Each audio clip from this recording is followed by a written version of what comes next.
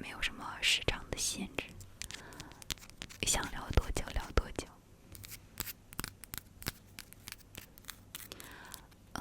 我先把今天要交集的出发的物品先当预览过一遍，介绍一下，然后我们开始今天正式的碎碎念，好吗？先介绍一下，首先是不仅仅就这一个石头，第一个出场的物品非常非常的重磅啊，真的是重磅！等等等等，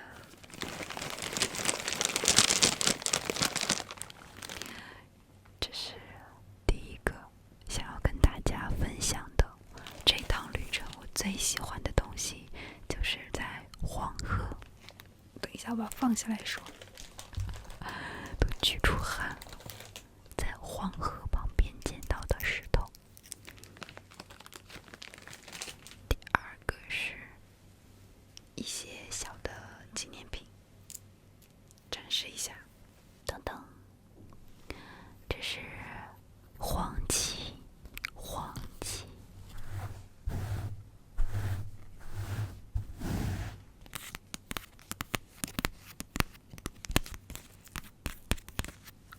黄芪是中药，特产，很可爱啊。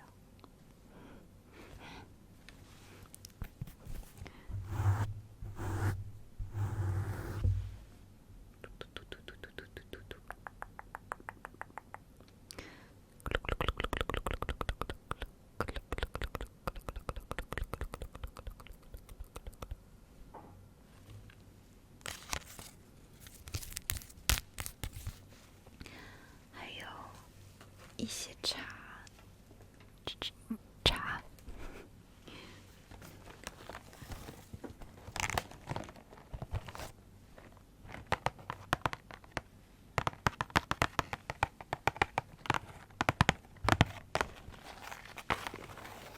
三炮台，三炮台，三炮台，买的不多。还有一个这个，哦，这也是三炮台。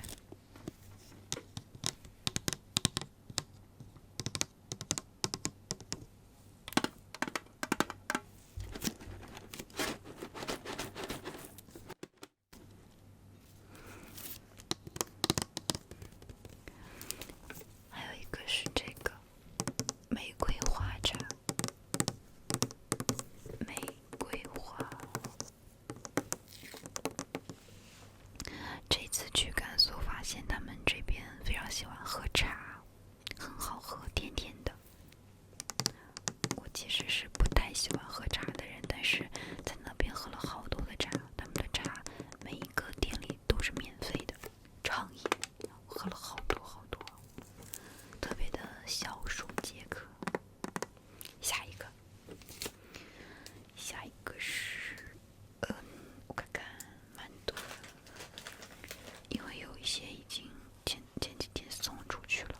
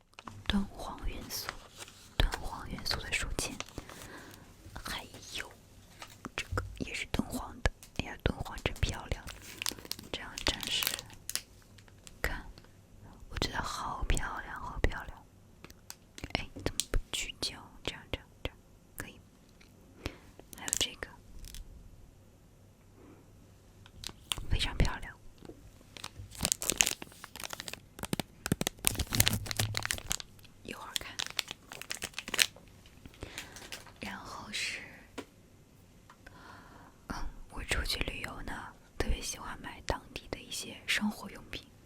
就比方说，上一次去香格里拉不是买了唇膏吗？跟大家推荐了好多次。这一次去那边，我的唇膏用完了，正好又买了一个，这是本地人推荐的。他们那边比较干燥嘛，所以我觉得他们的保湿的产品应该是非常有效果的，确实涂着不错。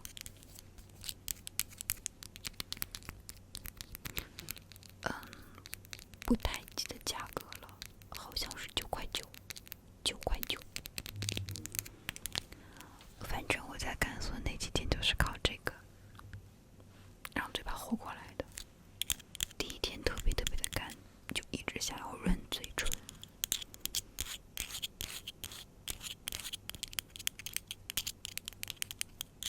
还有一个，也是在当地的一个非常小的巷子里，感觉他们的住宅居民区啊，卖日化产品的一个店里买的。店老板推荐说这个是他们很常用的，保湿效果很好。结果我买回来一看，这是上海生产的雪花膏，有益雪花膏。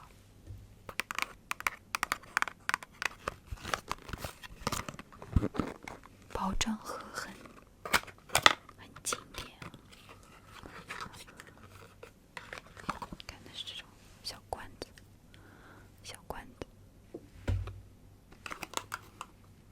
很漂亮，很可爱的小罐子，买回来，但是我还没有试，闻着挺香的。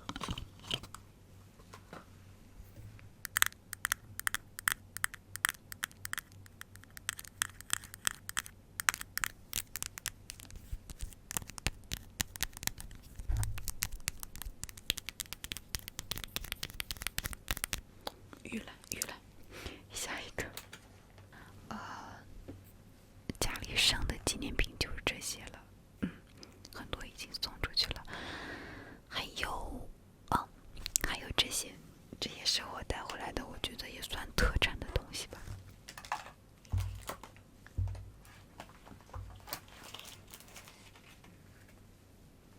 一些他们当地的奶茶袋子叫做方哈，挺好喝的，挺特别的。然后还拿了2个这种博物馆的小手册。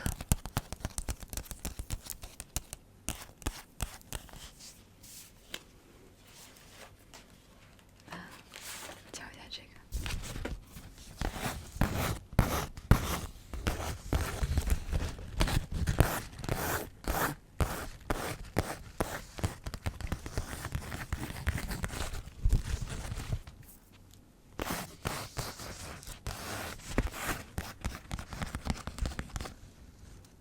凡是县方哈，我就喝了他们的2个品种，反正味道都很不错，都挺香的。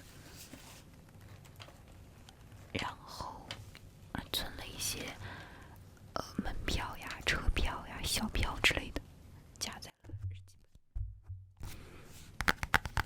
日记本里。上一个日记本已经写完了，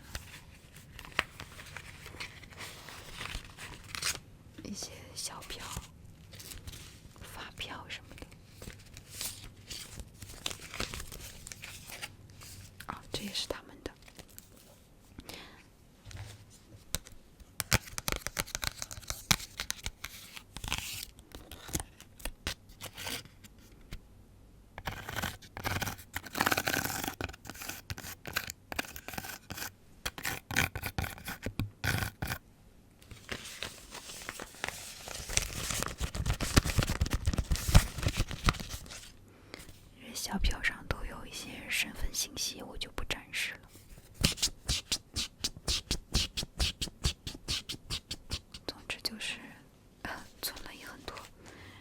些小纸条，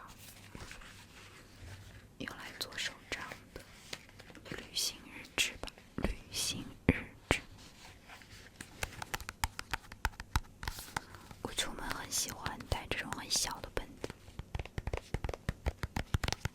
很方便揣在口袋里。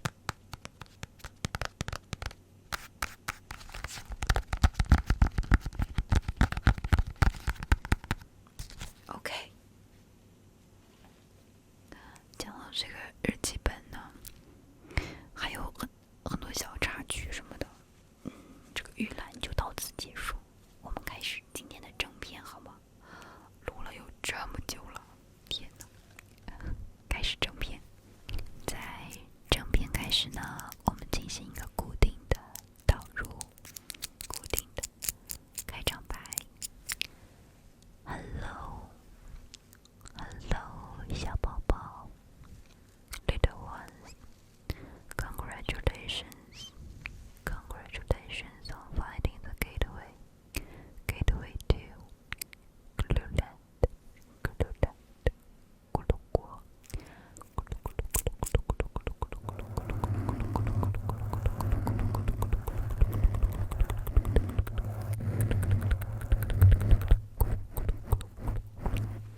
Welcome, I'm King Caswell， 烧开水。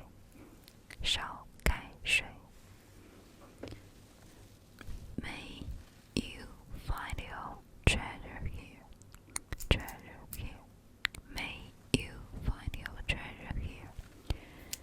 祝福你在这里找到属于你自己的宝藏。OK， 开始。石头，为了让这个石头展现出它最原本、最美丽的样子，我放了一盆水在旁边。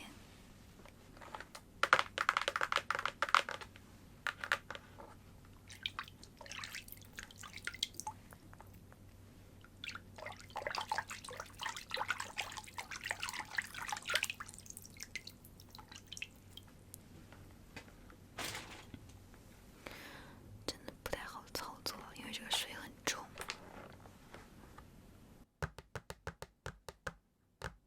我刚刚尝试实践了一下，发现并不是很好操作，所以把它放到水池里给大家看一下它最美的样子。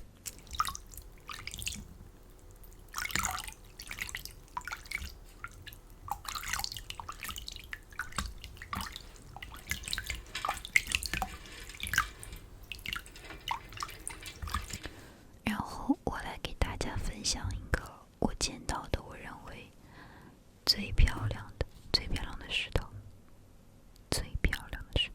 太漂亮了！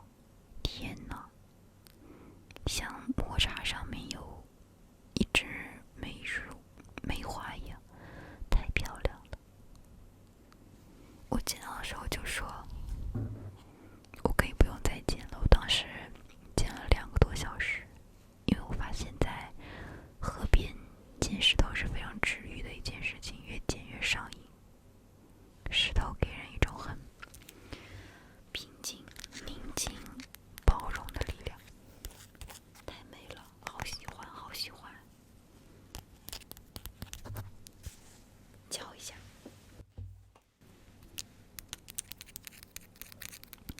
因为太多了，我就只展示个别的，我觉得比较特别的。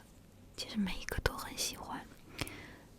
还有一个这个很特别啊，有一个小圆圈，然后下面有2条横线，形状也特别的可爱，是这样的，怎么回事 ？OK， 这样的，很喜欢。我很喜欢棕色的东西，棕色就像树。我发现黄河旁边有很多各种各样颜色的石头，我之前没有见过，就没有这么常见。我发现有很多绿色的石头。我看到第一个绿色的时候，我特别激动，结果越捡发现绿色是在这里很常见的石头颜色。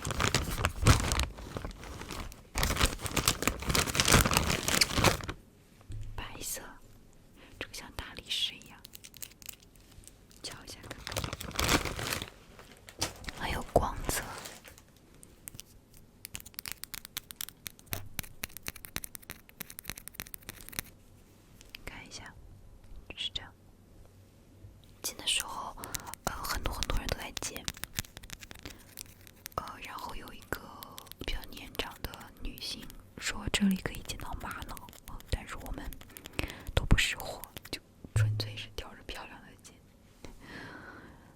不识货。玛瑙，这是小黑。其实说实话，这是我第一次在黄河边捡石头。很幸运的是当天，我们从住的地方准备出发去黄河旁边的公园的时候呢，是下雨的，当时都打算取消这个行程了。可是觉得来都来了，还是去看一下吧，因为作为一个从小就长在长江这一带的小孩来说，黄河是很遥远的感觉，就是课本上总是把长江和黄河放在一起说，它们都很重要，说黄河是母亲河，但是我从来没有见过，我住的地方都是长江水，所以对黄河有一种很向往的情感在，所以觉得不想失去这次机会，就去了。运气特别的好，我们刚下车，刚到目的地，天就晴了。天晴了之后，还走在公园的路上，就看到了雨后天晴的彩虹，特别漂亮，特别完整的一道完整的彩虹。因为我感觉我已经很多年没有见过彩虹了，然后这一次遇到了，当时我还有点晕车，都感觉想找个地方吐一下，然后又找不到公共卫生间，在那憋着很难受，然后一抬头，好大多大一个彩虹桥，立马就不想吐了，觉得这个实在是太幸运了，所以我就拿起手机录制了一下，想要把这个好运分享给大家。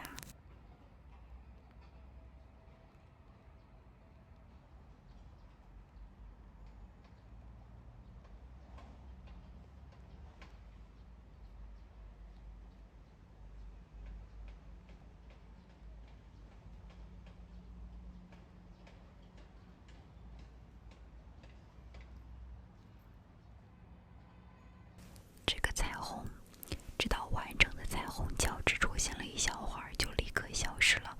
我感觉都不超过1分钟就消失了，所以感觉特别幸运，被我捕捉到了。也希望这个彩虹桥可以带给小宝宝你好运，好运。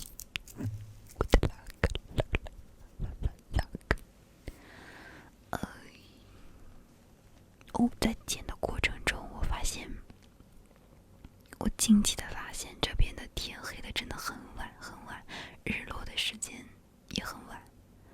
因为像在我们这边，平时5、6点天就黑了嘛，但是那边5、6点还非常的晒，太阳很大的悬在空中，有一点时差的感觉，很神奇啊，都不适应。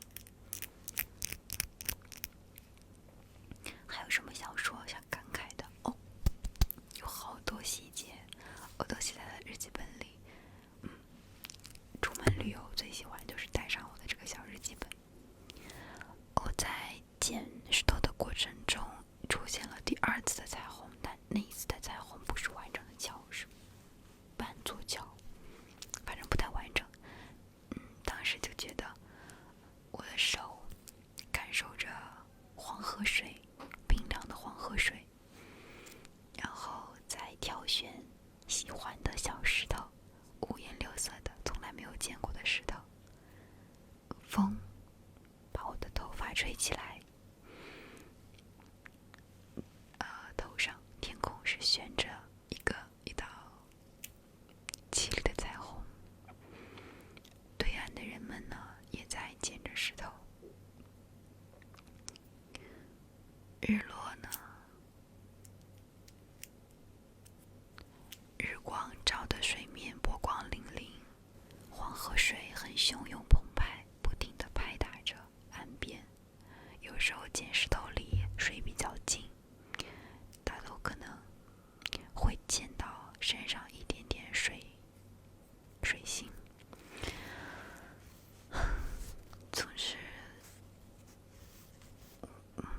记里写了很多感慨，我现在也描述不出来，这一切都很美。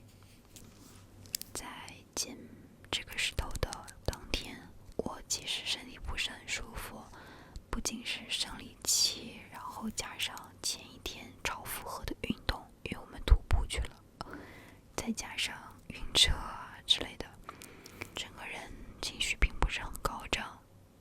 但是在短短的2个小时里，我感觉到完完全全的放空，完完全全的治愈。如果不是天黑了，然后降温，我甚至想再捡1个小时，再捡2个小时的石头。在捡石头的过程中，你可以抛开一切的东西，只想着这个石头它为什么长成这个形状，它为什么身上有这样子的纹路。你不用关心任何的东西，你只关心眼前的这个存在的小石头。怎么形容呢？我觉得用治愈2个字都不够来形容，它甚至让人可以放下很多东西。在这2个小时之后，我觉得身上也不疲惫了，身体也不难受了，很强大的充电能力。推荐大家在黄河旁边捡石头，在安全的地方捡石头，安全，注意安全。给你们再重现一下彩虹桥，噔噔噔噔，彩虹桥，这是我前段时间买的道具，还不知道什么时候能用上，就一直搁置着，结果发现它可以当成彩虹。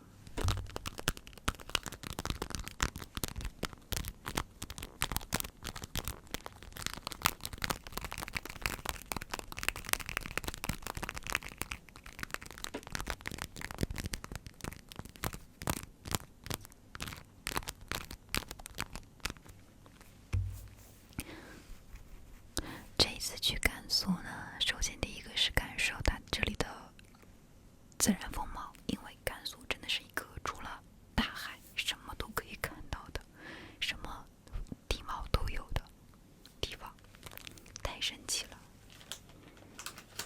太广阔了，真的很感慨。他们这边，山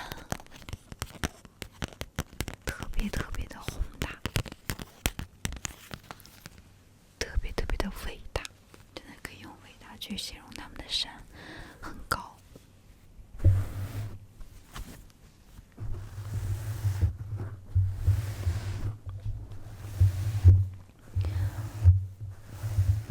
我在他们的那个草原山上还拍了一组孙悟空的小视频，很开心大家都喜欢这个很低画质的小视频。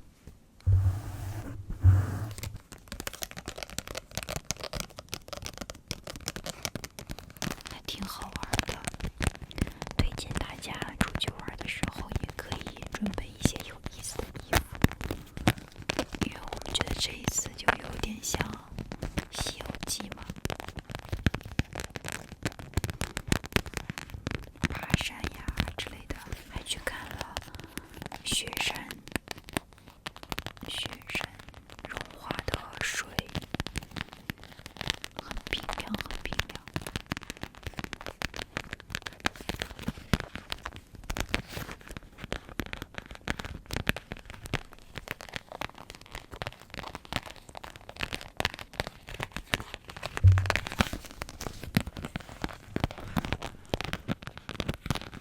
这个声音怎么样，小宝宝？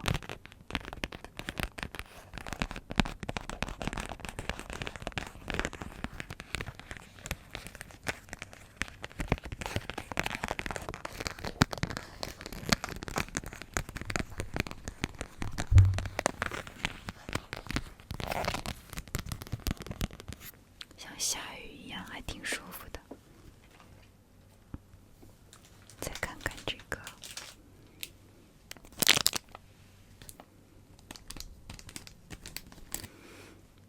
这个因为要送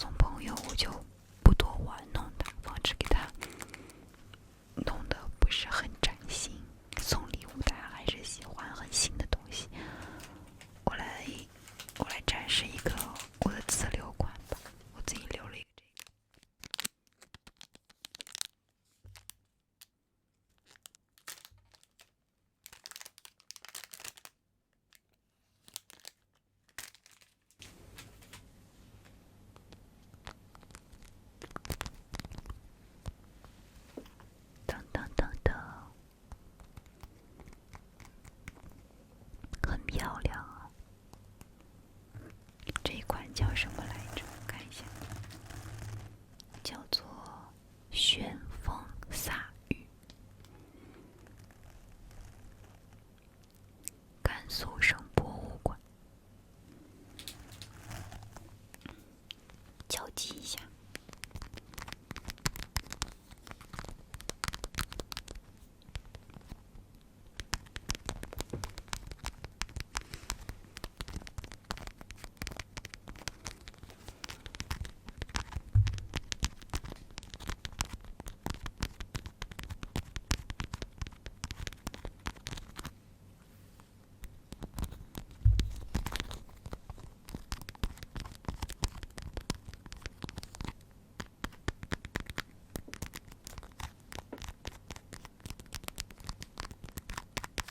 怎么感觉敲的声音全是这个手套的声音？我来摘下来敲一下。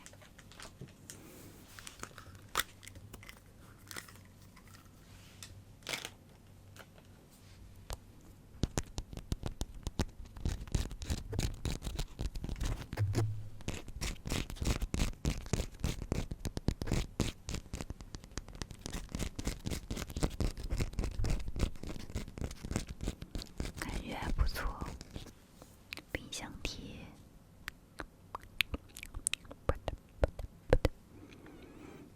假装一下你是冰箱，呱吱贴上啦。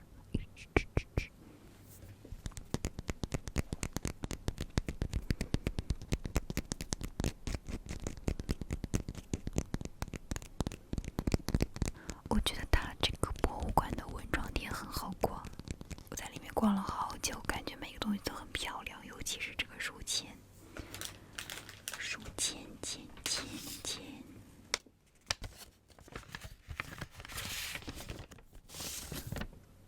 来，从头到尾的展示一下，因为要送朋友就不拆开来了。咕吱咕吱咕吱咕吱咕吱咕吱咕吱咕吱咕吱，太美了，神来的，审美太好了。不知道是谁画的，反正很厉害，还有一点金属光泽，很好看。其实本来我是给自己自留了一个，但是就是送着送着就发现送完了，可以下一次去的时候再多买一点，自己不着急嘛。我看看还有什么东西敲的声音比较好听呢？我看到了这个日记本，我想起来了一件事儿。哎，这一次就是我还用这个日记本开了一个博物馆的章，记章。这样，甘肃省博物馆印了一个章。这个日记本我就想到了我的钢笔，因为每次我出门都会带上这个可以放在口袋里的小本子和小钢笔。我每一次出门都带它，每一次的旅行我都在路上写。我和这个钢笔有很多的合影记录，我跟它有很强的感情，然后我一直把它放在书包旁边，就是放水杯的那个口袋放着。但是由于这一次身体不是特别舒服，后面几天就写的比较少，就没有再特意去管这支钢笔。等一下，我边敲边说，就没有去管这支钢笔。结果我回家之后发现这支钢笔不在那个口袋里了，我记得团转，然后找了很久都没有找到，特别的难过。我脑海里就像放映那个电影一样，把我所有跟这支笔去过的地方那种画面像电影一样过了一遍，特别伤感，真的要哭了。我是一个很恋旧的人，我对物品有很强的感情，尤其是写日记相关的东西，我感觉跟我的羁绊特别的深。我好难过。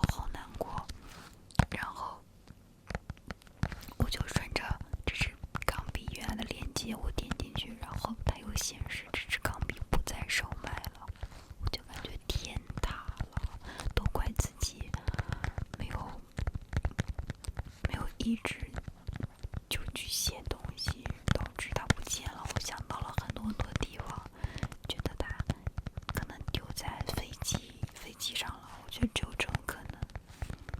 结果在我买了一个新的钢笔到了货之后，发现这支钢笔就在家门口的地上，拆快递的时候发现的。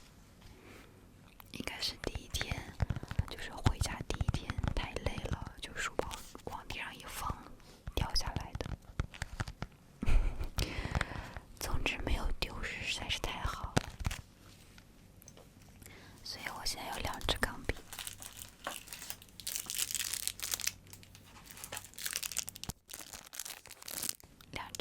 这是新的，红色的，这是旧的，黑色的。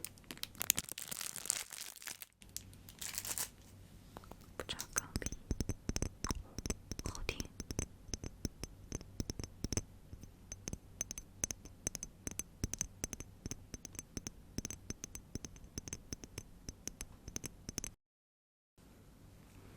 刚打了个嗝。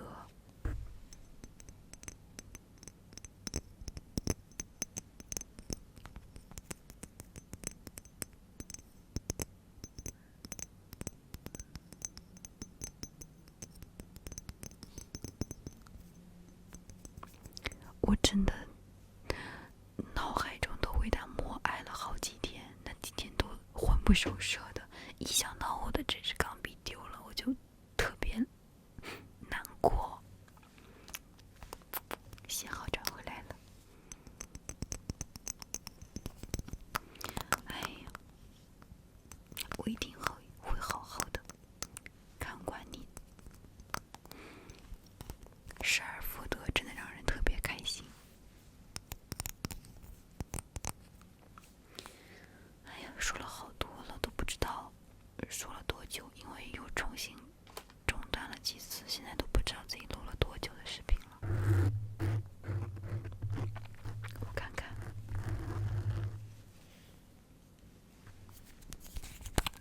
这个唇膏涂一下。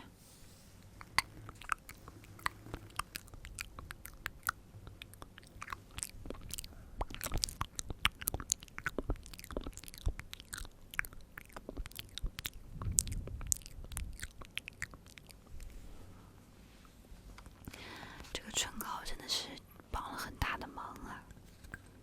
有了它，嘴巴就比较的湿润嘛，湿润就可以大口大口的吃东西。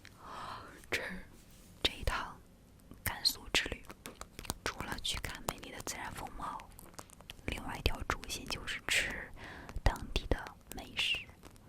西瓜爽吃，真的是爽吃，5块钱的瓜这么大，不敢想啊，这么大的西瓜。还有面食爽吃，我是非常非常喜欢吃面食的人，我可以不吃米饭，但是一定要吃面，我就是特别爱吃面。我妈妈经常说我可能是个北方人，就是比较爱吃这种面的这种很劲道的感觉。面食爽吃，牛羊肉爽吃。其实我本身是不太能接受羊肉有时候的那种味道的，但是这里的羊肉一点那种味道都没有，太鲜美了。天哪，吃到了真正的清真食物。清真牛肉面绝了，太好吃了。烧烤也好吃。我之前一直都觉得烧烤很普通，因为我在这边吃到的烧烤，怎么说呢，都挺不好吃的。所以我经常就跟朋友们说，哎，你们如果要约烧烤的话，就不要叫我了，我不爱吃烧烤。没有什么不好吃的菜，如果吃的不好吃，一定是位置不对。太美味了，现在还在回味。我当时在吃烧烤的时候，还录了一个视频，想着来录一个直播，但是不知道以什么样的形式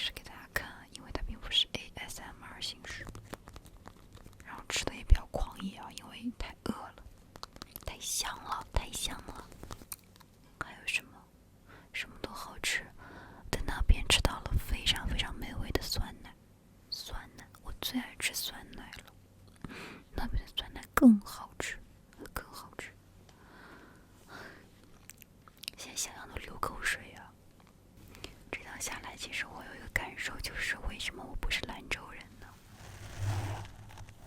我感觉不到这座城市有什么缺点，它在这么热的上下都非常非常的凉快，只要你不在太阳底下晒，走在树荫底下，非常凉快，真的很凉快，不出汗。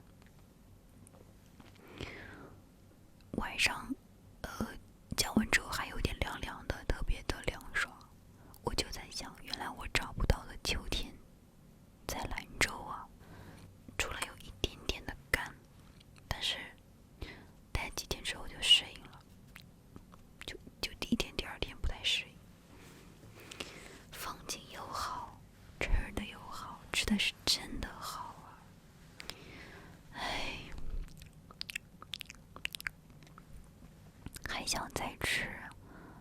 哎，我真的觉得我之前在学校吃的食堂吃的那些什么兰州拉面，那怎么能叫兰州拉面呢？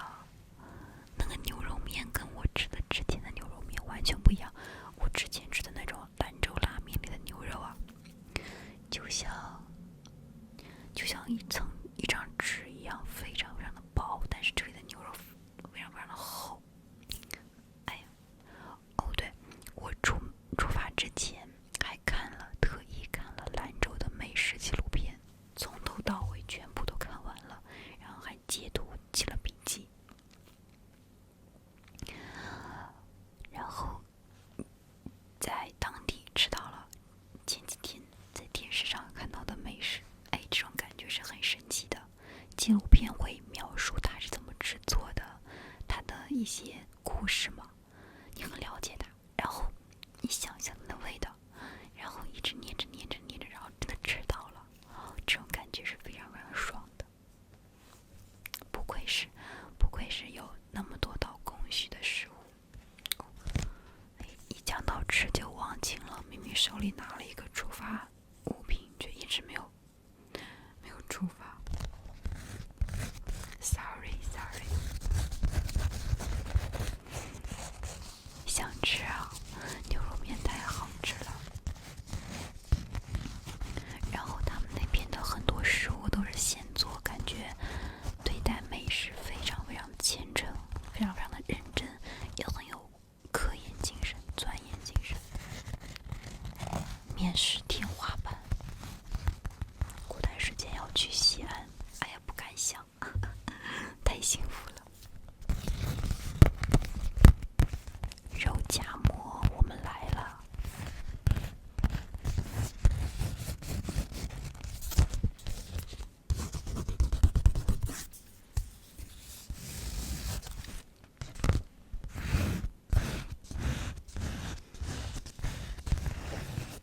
它这里的西瓜长得比这个爆炸头还要再大一圈儿。我们特意为了这个西瓜，在路过的超市买了一个勺子，勺子比西瓜还贵。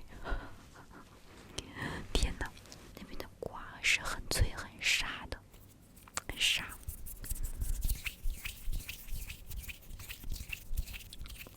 哎呦，我现在想起来就口水往外直冒。OK， 那今天这个畅聊就到这里了，因为我感觉有点晚了，我还没洗澡，我要去洗个澡，然后睡一个觉起来呢，明天来录制上个月欠大家的视频，就是读会员 ID 的视频，因为前段时间回来之后身体有一点高反的那个发烧的症状嘛，